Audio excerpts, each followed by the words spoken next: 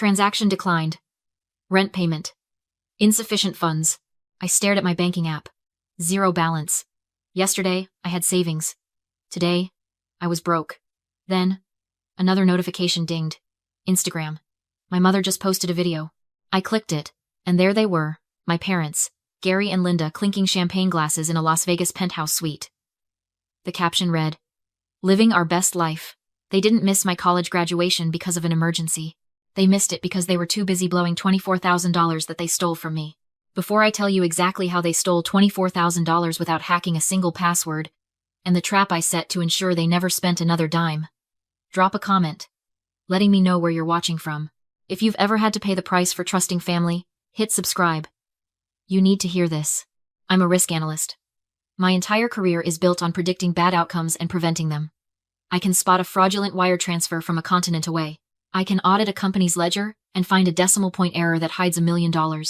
But the biggest liability in my life wasn't a hidden algorithm or a shadowy hacker. It was two people named Gary and Linda. And the tool they used to rob me wasn't a piece of malware. It was a form I signed when I was 18 years old. It's called being an authorized user. 8 years ago, right before I left for college, my parents sat me down. They looked so concerned, so loving. They said, "Morgan, what if you get stranded? What if there's an emergency? Put us on your account, just in case we need to help you." I trusted them. I thought they were my safety net. I didn't realize I was handing them the keys to my financial coffin. For 8 years, that card sat dormant. Until today. I scrolled through the transaction history on my phone, my stomach twisting into a knot. The charges weren't small. They were aggressive. $400 for a spa treatment, $600 at a steakhouse, $2,000 for VIP tickets to a magic show. They hadn't just used my card, they had maxed it out. $24,000 in less than 48 hours. That was every cent of credit I had. That was my down payment on a future. I dialed my father's number. My hands were shaking, not from fear, but from a cold, rising fury. He picked up on the second ring. I could hear the chime of slot machines and the murmur of a crowd in the background. "Gary," I said. I didn't call him Dad. "You drained my credit card. You maxed it out." I expected a denial. I expected a panic, maybe a lie about how the card was stolen. Instead, I heard him laugh. It was a wet, heavy sound, like he'd already had a few drinks. "Morgan, relax," he said, his voice slurring slightly. "We're celebrating.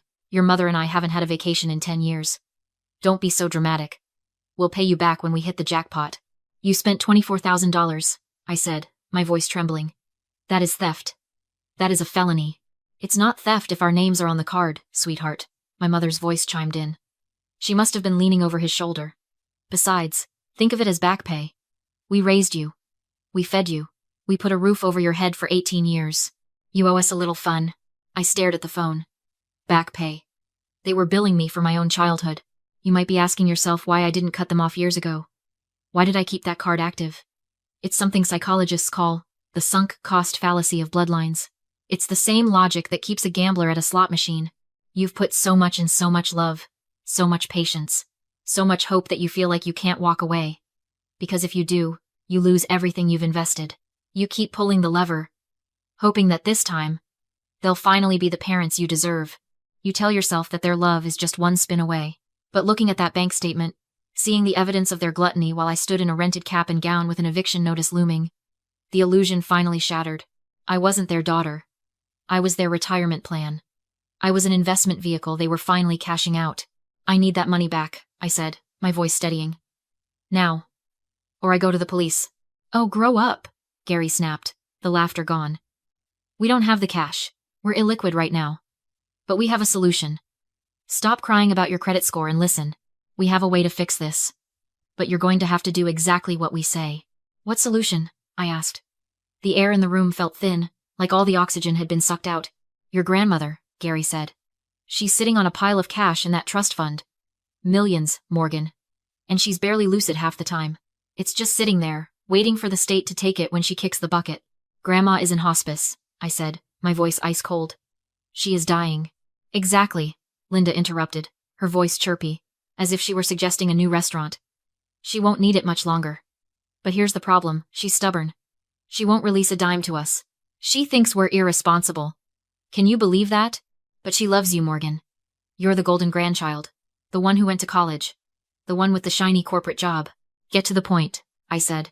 The point is, Gary said, his tone sharpening. She'll listen to you. We need you to go see her. Cry a little. Tell her you found a house, a nice starter home with a white picket fence, but you're short on the down payment. Tell her you need $50,000. She'll write the check to you.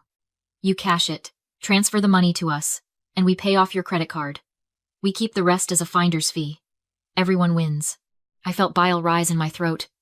They weren't just thieves, they were vultures, circling a dying woman. They wanted me to look my grandmother in the eye, the woman who had slipped me $20 bills for books when my parents claimed they were broke, and lie to her on her deathbed. No, I said. I am not defrauding a dying woman to fund your gambling habit. You find another way to pay me back. There is no other way, Gary shouted, the facade cracking. We don't have the money, Morgan. It's gone. The casinos, the hotel, the dinners it's spent. We are tapped out. Then sell the car, I shot back. Sell the boat you haven't used in 3 years. I don't care. Fix it. You're not listening, he said, his voice dropping to a low, menacing register. If we don't pay that bill by the end of the month, do you know what happens to your credit score? It tanks. It drops like a stone. And what happens to a senior risk analyst with a delinquency on her record? What happens when your firm runs its annual background check and sees you can't even manage your own debt? I froze. He knew. He knew exactly how my industry worked. In the world of high finance risk assessment, personal financial liability is a fireable offense.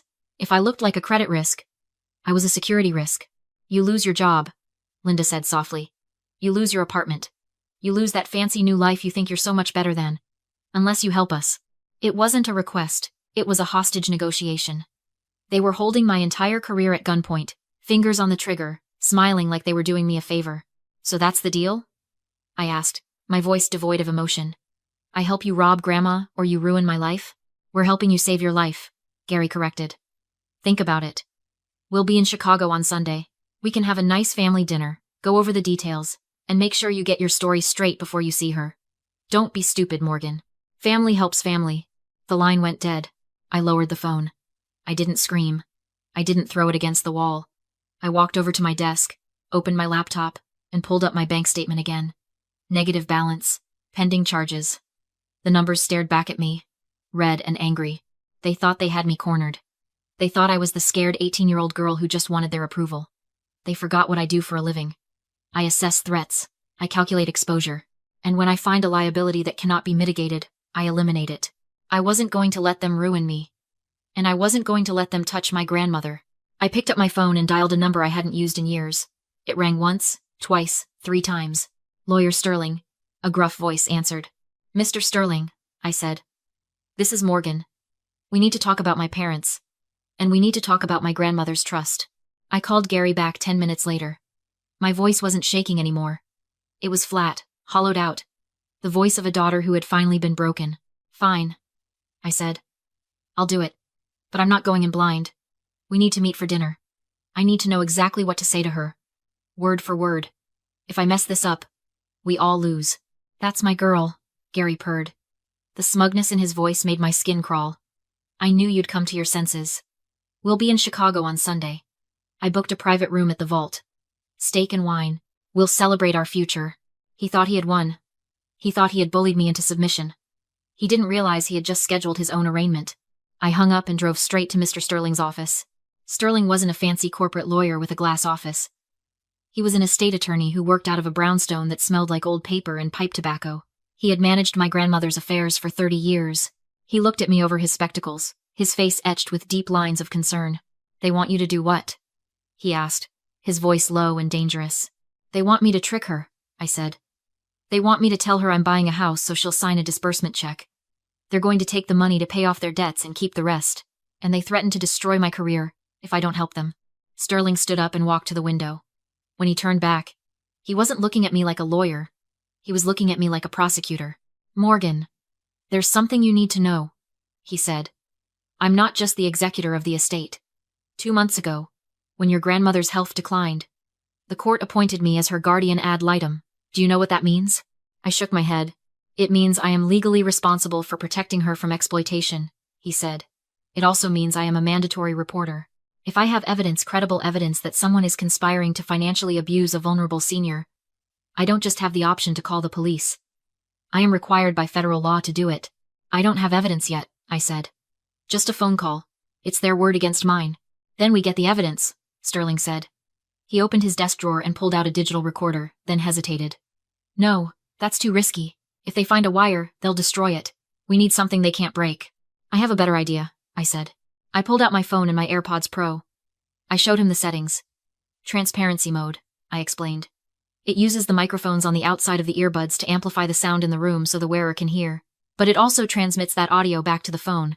If I'm on a call, the person on the other end hears everything in the room as clearly as I do. And the recording? Sterling asked. I won't record it on the phone, I said. I'll set up a live stream to a secure cloud server. The moment the audio is captured, it's uploaded instantly. Even if they smash the phone, even if they throw it in the river, the file exists the second it happens. Sterling nodded slowly. A grim smile touched his lips. I'll be on the other end of that call, Morgan. I'll be listening. The very second they confirm their intent to defraud her or harm her care. I will intervene. And I will bring the full weight of the state of Illinois down on them. Sunday night arrived. I dressed carefully. A modest blouse. Hair down. I needed to look like the good, obedient daughter. I needed to look like the victim they wanted me to be. I placed the left AirPod in my ear and let my hair fall over it, completely concealing the white plastic. I tapped the screen. Cloud sync, active. Call connected. Sterling, A. I'm here. Sterling's voice whispered in my ear, crystal clear. I'm listening.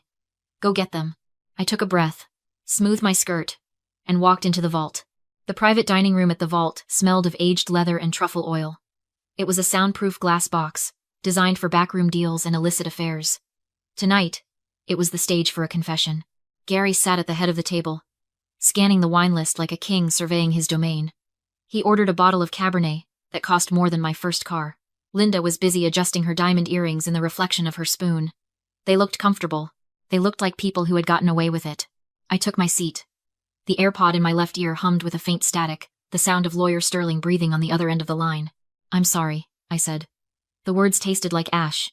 I overreacted about the credit card. I was just stressed about work. You guys are right. Family helps family. Gary slammed the menu shut and grinned. It was the smile of a predator who sees the prey expose its throat. I knew you'd come around, Morgan, he said, reaching across the table to pat my hand. His palm was damp. You're a smart girl. You know how the world works. You scratch our back. We keep your little secret from your boss. Exactly, Linda chimed in. We're doing this for you, really. To protect your future. I poured the wine. My hand didn't shake. I watched the dark red liquid fill their glasses, thinking about the poison I was about to serve them. There is a specific kind of agony in feigning submission to the people who abuse you. It's not just lying. It's a physical contortion. You have to shrink. You have to soften your eyes when you want to glare. Unclench your jaw when you want to scream. You have to smile while every instinct in your body is screaming, run. I raised my glass. To the plan, I said. To the legacy, Gary corrected, clinking his glass against mine. He took a long drink, wiping his mouth with a linen napkin. All right, let's get the story straight. Tomorrow, we go to the hospice center. You go in alone. You're crying. You tell her you found the perfect house, but the seller needs cash now.